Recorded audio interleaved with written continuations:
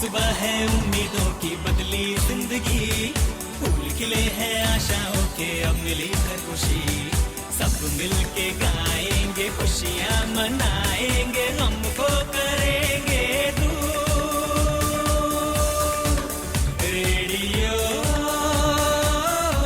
Radio मयूर मयूर, radio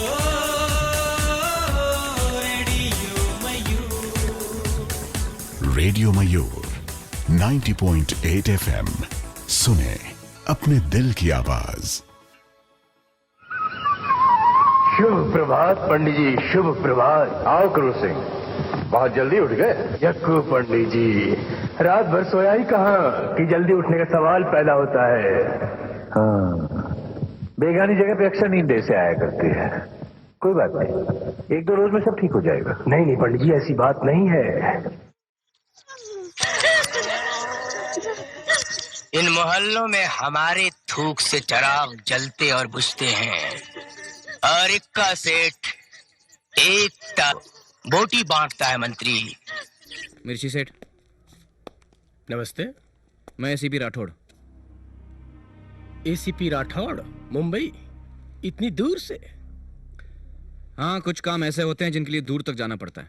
हाँ हाँ, समझा समझा। इसको जानते हैं आप? ना, कौन है ये? इसको ना। तो बगैर जाने पहचाने आपने इसकी कुंडली बना दी। देखिए सेठ जी, अगर आपको कुछ कहना है तो यही वक्त है, इसके बाद आपको कोई नहीं बचा सकता। देखिए श्रीमान, यहाँ बहुत से लोग कुंडली बनवाने आते हैं। आप कहें तो मैं आपकी भी कुंडली बना सकता हूँ। मैं पूछूंगा भी नहीं कि आप हौलदार हैं या एसीपी। दूसरी बात, मैं कानून को अपने हाथ में नहीं लेता ना, लेकिन जब चाहूं मैं कानून की कुंडली अवश्य बना सकता हूं। तो श्रोताओं, अभी अभी आपने ये आवाज़ सुनी है और मुझे उम्मीद है कि आपने इस आवाज़ को बखूबी पहचान लिया होगा। जी हाँ, ये आवाज़ है क्रूर सिंह, मिर्ची सेठ, इक्का सेठ, और यूं कहें इनका असली नाम अखिलेंद्र मिश्रा जी का। जी हाँ, बिल्कुल, क्योंकि हमारे शहर के सपूत हैं, हमारे सारण के सपूत हैं, और बॉलीवुड में, हिंदी सिनेमा के इतिहास में इन्होंने अपना एक नया अध्याय लिखा है। और चाहे वो कोई भी कैरेक्टर हो जो ये प्ले करते हैं, वो बिल्कुल ही पर्दे पे संजीदा कर देते हैं। जी हाँ, आज हम खुशनसीब हैं, आज हमारी पूरी टीम बहुत ही खुश है, क्योंकि आज हमसे बातचीत करने के लिए हमारी टीम के साथ मौजूद हैं अखिलेंद्र मिश्रा जी, और हम इनसे बातचीत करेंगे। लेकिन सबसे पहले इनका एक संदेश है, वो हम सुनेंगे। आइए सुनते हैं अखिलेंद्र मिश्रा जी को। नमस्कार, मैं अखिलेंद्र मिश्रा, आपका अपना सगा, आपके बगल वाला, मोहल्ले का, गली का, आपके गांव का, आपके शहर का और आपके बिहार का। आप सबको प्रणाम, गोड़ लागतनी, चरण स्पर्श, नमस्कार। हम छपरा आइल बानी, बड़ा अच्छा लाग रहल बा कि मयूर रेडियो में हम बैठल बानी, और मयूर एफएम के सभी जितना श्रोता लोग बा उस सबके बहुत बहुत धन्यवाद कि मयूर रेडियो सुन रहल बा। सुनो लोग, मयूर से हमारा जैसे पता चलला कि बहुत अच्छा प्रोग्राम वालों सुने लिए, अब बड़ा रेगुलर सुने नहीं लोगिन। छपरा से चारों दिशा में 35 किलोमीटर दूर दूर तक एकर पहुँच बा। ये हमरा सुन के बड़ा अच्छा लागल है। बस हमको यही कहना है आप सबसे कि छपरा का जो रहन सहन है, जब हम घर से बाहर निकलते हैं सड़कों पे या बाजार में, वो देखकर कुछ अजीब लगता है। हम जब भिखारी ठाकुर चौक से पटना की तरफ से छपरा में घुसते हैं और फिर गांधी चौक की तरफ आते हैं और फिर मौना चौक और फिर म्यूनिसिपैलिटी चौक, बड़ा अजीब लगता है दृश्य देख के, जब सड़कों पर पूरा सड़क मोटरसाइकिल ही भर रहा था। रोड में जगह ही नहीं है, 3 से 4 फीट का जगह है कि गाड़ी पास हो। मोटरसाइकिल बिल्कुल सड़क पे खड़ी कर दी जाती है और कही जाती है कि मैं क्यों हटाऊं, राउर जमीन है, हटाई, कहाँ हटाए, खड़े रही जब तक हम खड़ा बानी।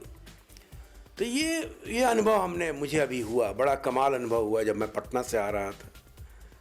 चारों तरफ गंदगी है, ओहो हाहाकार मचा हुआ है, इतनी गंदगी है।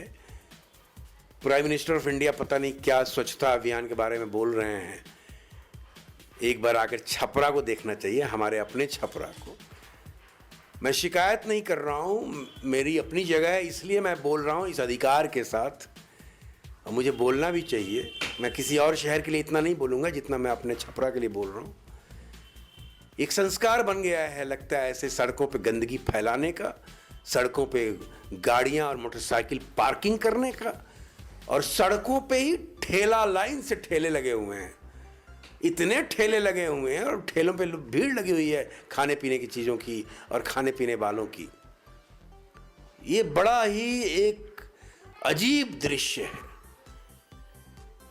और कहने के लिए ये हो रहा है कि बाबू राजेंद्र प्रसाद का जगह है, और जयप्रकाश नारायण लोकनायक का जगह है, और मजरूल हक का जगह है, भिखारी ठाकुर की जगह है, महेंद्र मिश्र की जगह है, महेंद्र प्रसाद की जगह है, और न जाने कितने अनगिनत विभूतियां जो छपरा ने दी है, इसी सारण ने दी है।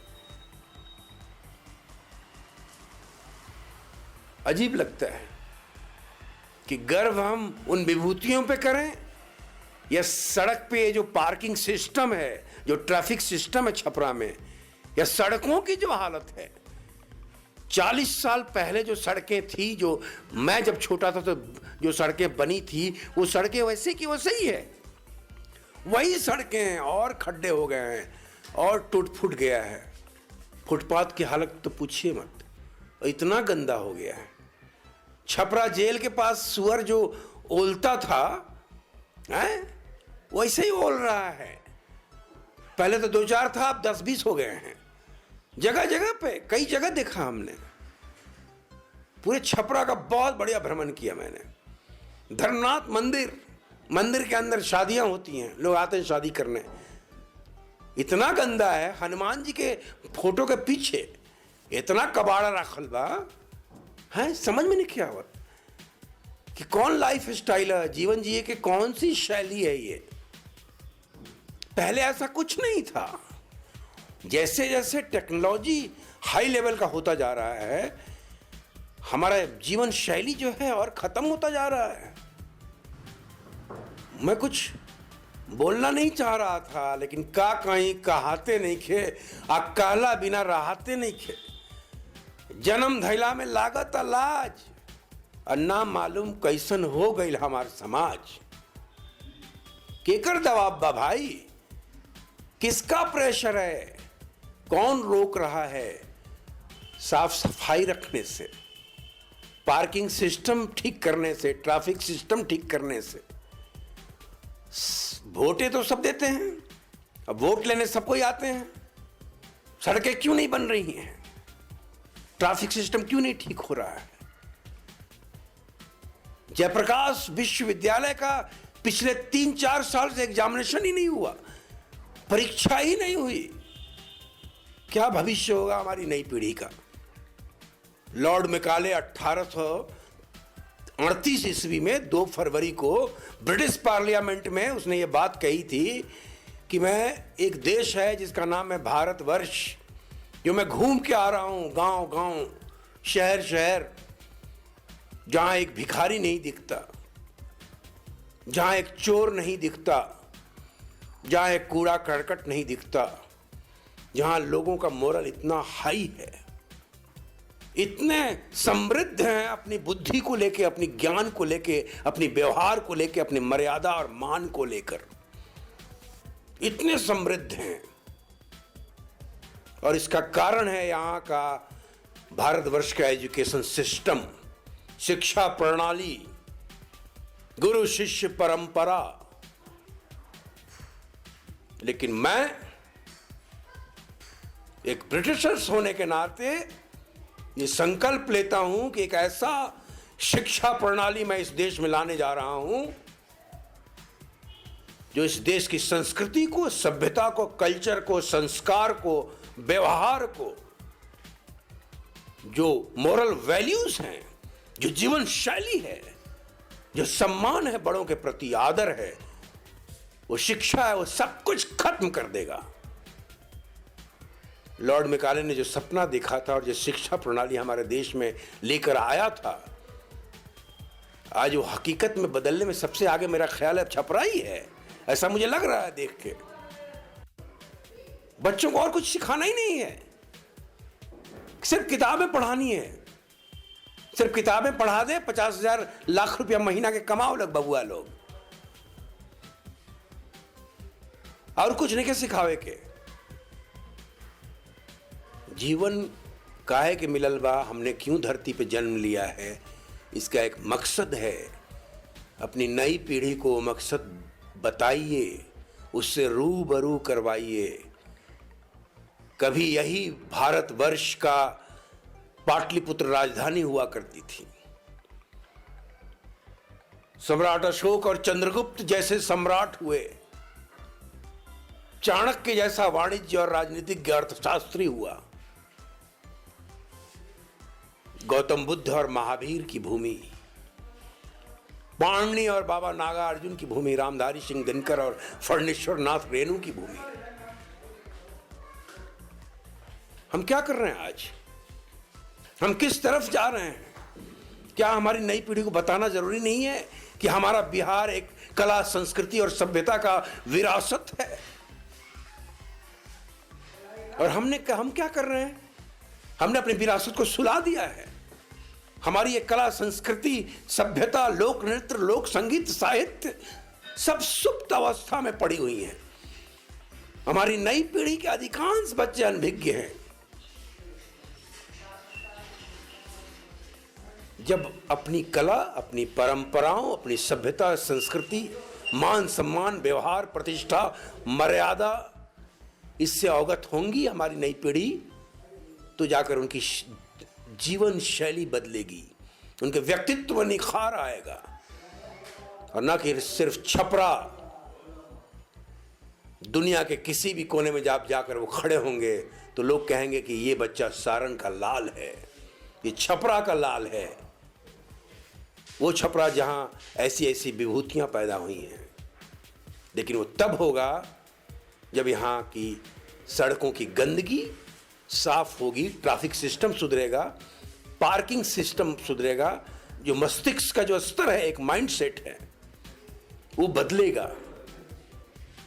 जब दूसरे के लिए भाव पैदा होगा कि दूसरे के लिए क्या करूं, कैसे मदद करूं, कैसे उसे रास्ता दूं, सिर्फ अपने लिए रास्ता बनाने से काम नहीं चलेगा। बहुत पीछे रह जाएंगे हम, और हमारे बच्चे सिर्फ रोटी खाने के लिए कमाएंगे बस। पैसा ही सब कुछ नहीं है, व्यवसाय ही सब कुछ नहीं है, इससे आगे भी बहुत कुछ है।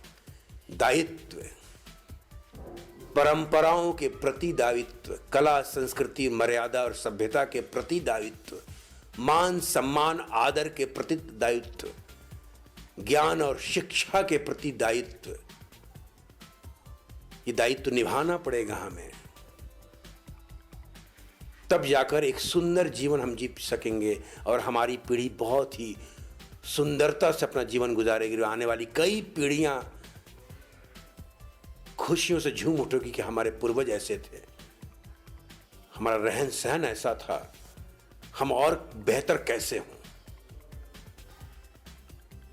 जीवन है जीने के लायक, जीवन कुछ करने के लायक, जीवन है खाने के लायक, जीवन है खिलाने के लायक, जीवन है सोने के लायक। कर जीवन को समर्पित, दे जीवन की बलि, सेवा, समर्पण, संकीर्तन, सफाई और समृद्धि के लिए। धन्यवाद। श्रोताओं, अभी आप सुन रहे हैं हमारे साथ अखिलेंद्र सर को, और यहाँ पे सबको पता है इनके बारे में, और जैसा कि फिल्मी दुनिया का एक नया आयाम जो हम कह सकते हैं। और यहाँ पे अभी छपरा के बारे में और जो भी सर के बारे में जो भी मन में जो दर्द है वो सामने आया है, क्योंकि अपने जो होते हैं और जो अपने गार्जियन जैसे होते हैं वो अपनी बात को रखते हैं।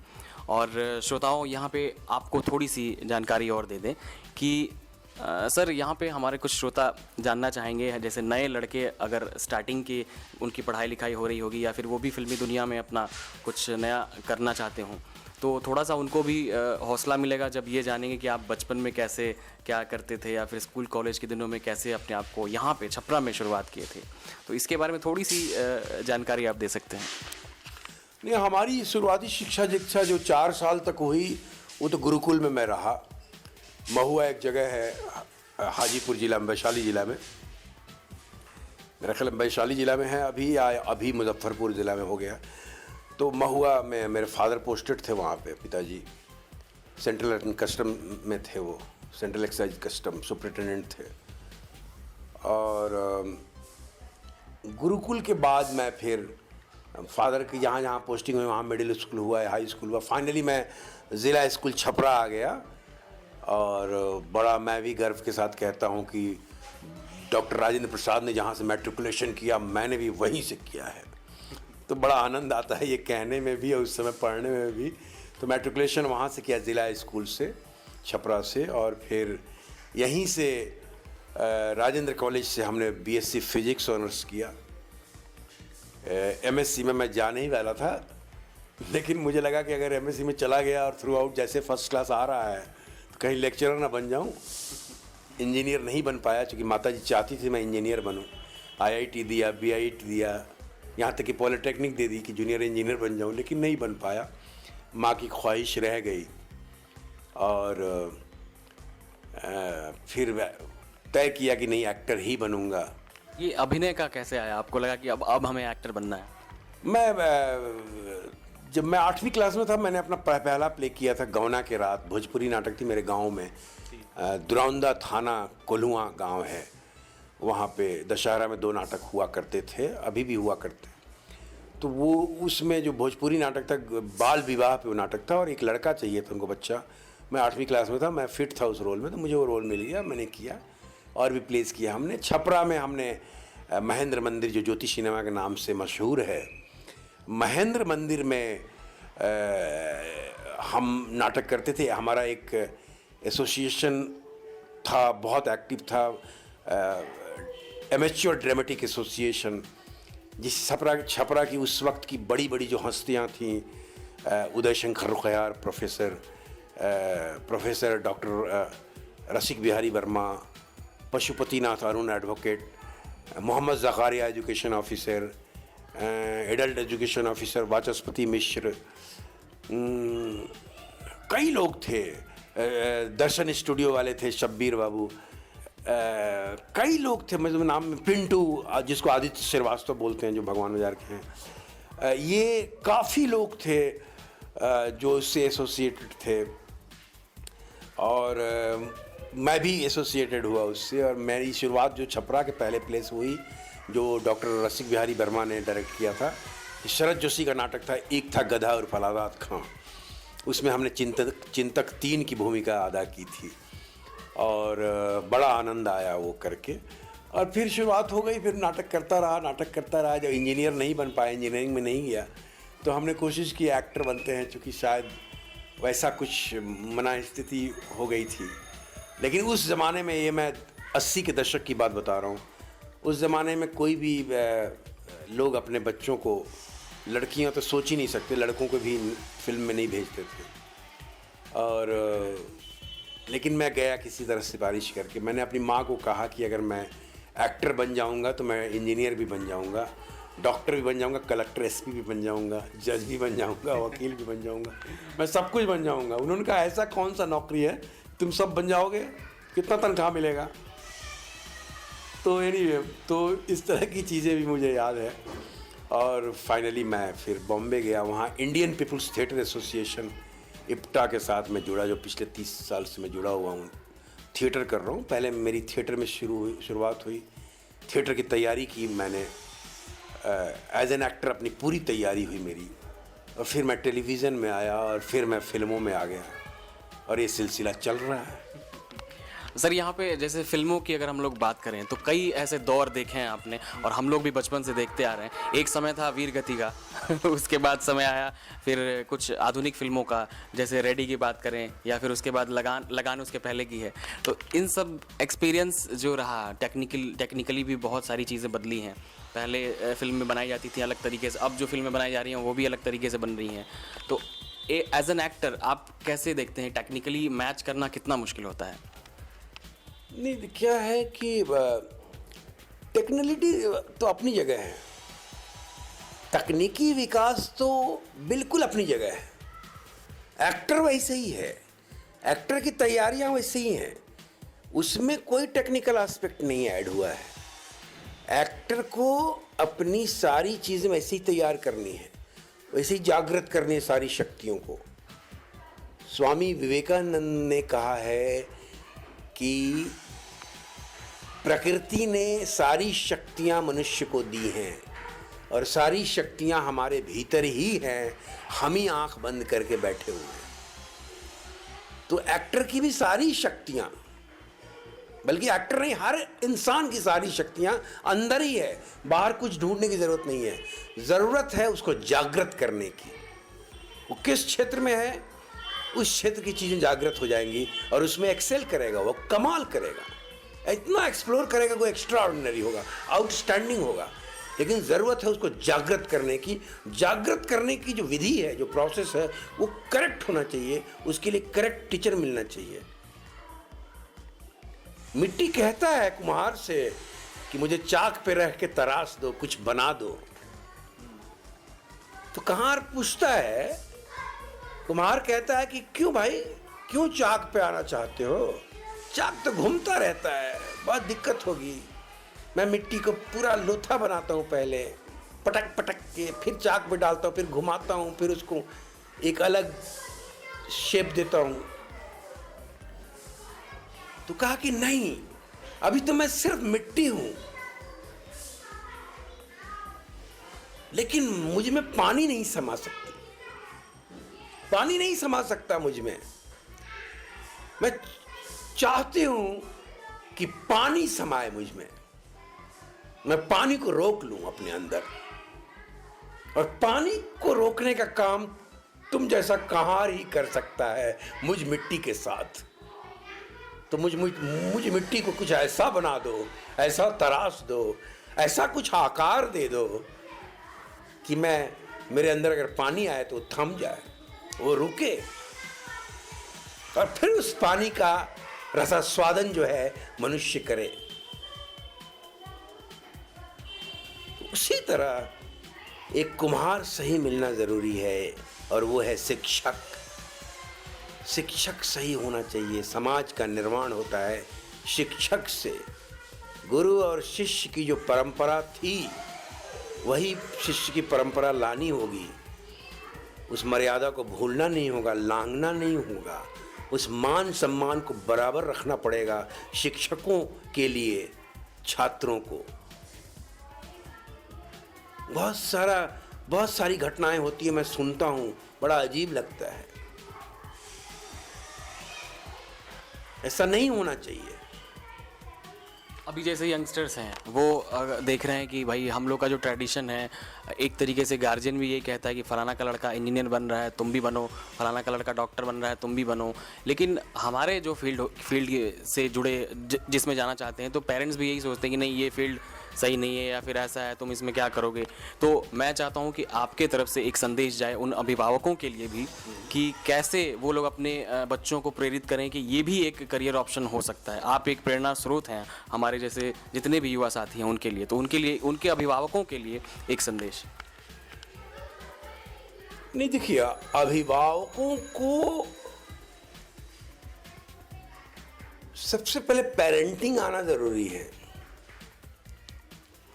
जितना हो सके बच्चों के कांटेक्ट में रहिए, संपर्क बनाए रखिए, फालतू में डांटिए मत उसको। कहते हैं you listen the nonsense of your child, then they will listen your sense. बच्चे तो फालतू बकवास करते रहते हैं, बच्चे कुछ भी करते रहते हैं, वो छोटे से लेके बड़े तक कुछ भी बोलते ही रहते हैं, नया नया आइडिया लेते आते हैं, क्योंकि ग्रोइंग है। वो गार्जियन को सुनना है, रिसीव करना है। उनको लगेगा कि मेरा गार्जियन सुन रहा है, मेरा पेरेंट्स सुन रहा है, तो पेरेंट्स उसके बाद कोई भी सेंसफुल बातें बोलेगा, अच्छी बातें बोलेगा, वो वैसे ही रिसीव करेगा। ये गैप आ गया है कि पेरेंट्स में वो मादा ही नहीं रह गया है कि बच्चों का जो बकबक है वो छोटेपन से ही उसको रिसीव करे। डांट देते हैं, बैठो उधर, पढ़ा उधर, हर कब मारता है, बड़ा बकवास करता है, बड़ी बातें करता है। 4 साल का हुआ नहीं गप कप मार रहा है, 5 साल का हुआ नहीं गप मार रहा है, 8 साल का हुआ नहीं गप मार रहा है। वो हर उम्र के बच्चों को पेरेंट यही बैठ उधर पढ़ने, ले जाओ इसको पढ़ाओ। टीवी देखता रहता है, जब देखो टीवी देखता रहता है, खेलता रहता है, क्रिकेट खेलिए, स्पोर्ट्स करिए, फुटबॉल खेलता है, ड्रामा करता रहे। नहीं, देखिए बच्चों की साइकोलॉजी को समझना बहुत जरूरी है, क्योंकि क्या है कि मनुष्य का जो उम्र है वो 60 साल, 70 साल, 80 साल, 90 साल नहीं है। मनुष्य की जो उम्र है वो 11 महीने की ही होती है, क्योंकि शरीर जो है, उसके शरीर की जो उम्र है वही तो उम्र होती है ना। शरीर किस चीज पे चलता है? सेल्स पे चलता है। ट्रिलियंस ऑफ सेल्स है, हर क्षण मर रहा है, जन्म ले रहा है। 11 महीने में सारे सेल्स नए आ जाते हैं, 11 महीने में पुराने सब मर जाते हैं। तो 11 महीने उम्र हुई ना शरीर की। 11 महीने के बाद उस बच्चे का ग्रोथ कुछ अलग हो जाता है, जैसा उस 11 महीने उसने किया है। हर 11 महीने में उसका ग्रोथ रेट चेक करना जरूरी है। पेरेंट्स को मैं ये बोलूँगा, उसकी मन स्थिति, उसका इंटरेस्ट क्या है, वो किस तरफ जा रहा है, किस तरफ रुझान है उसकी, ये बहुत ज़रूरी है जानना हर 11 महीने में। और उस पूरे 11 महीने तक उसके पे ध्यान रखना ज़रूरी है। और 11 महीने के बाद आपको ये करना पड़ेगा कि भाई हाँ, इसका रुझान इस तरफ हो गया क्या, क्योंकि होता है। ये प्रकृति है, मैं नहीं कह रहा हूँ, ये प्रकृति बता रहा हूँ आपको, नेचर बता रहा हूँ आपको, मेडिकल बता रहा हूँ आपको। तो श्रोताओं, अभी हम लोग सुन रहे थे अखिलेंद्र सर को, और सारण के सपूत और सच्चे सपूत जैसा कि हम कहेंगे, क्योंकि अभी जो बातें हुई हैं वो ऐसे भावना के साथ वही कह सकता है जो अपने आप को, यहाँ के श्रोताओं को, अपने लोगों को अपना मानता हो। तो उम्मीद है आपको आज का ये एपिसोड बहुत पसंद आया होगा, और आगे भी हमारे सारे शोज़ आप लोग ऐसे ही सुनते रहिए। और जाते जाते हम सर से एक वादा लेंगे कि सर इन फ्यूचर, भविष्य में जब आप छपरा आते हैं तो एक बार फिर से हमारे स्टेशन में ज़रूर आइएगा। बिल्कुल बिल्कुल, मैं ज़रूर आऊँगा और पूरी लाइव होके अपने तमाम श्रोताओं से बात करूंगा, उनके प्रश्नों का जवाब दूंगा, और बड़ा मज़ा आएगा, बड़ा अच्छा लगेगा अपने सारे लोगों से बात करके मुझे आपके मयूर FM के द्वारा। धन्यवाद अभिषेक। नमस्कार, आप लोग सुन रहे हैं रेडियो मयूर 90.8 फॉर्मा 90.8 FM रेडियो मयूर। सुने अपने दिल की बात, दिल की बात, दिल की बात, दिल की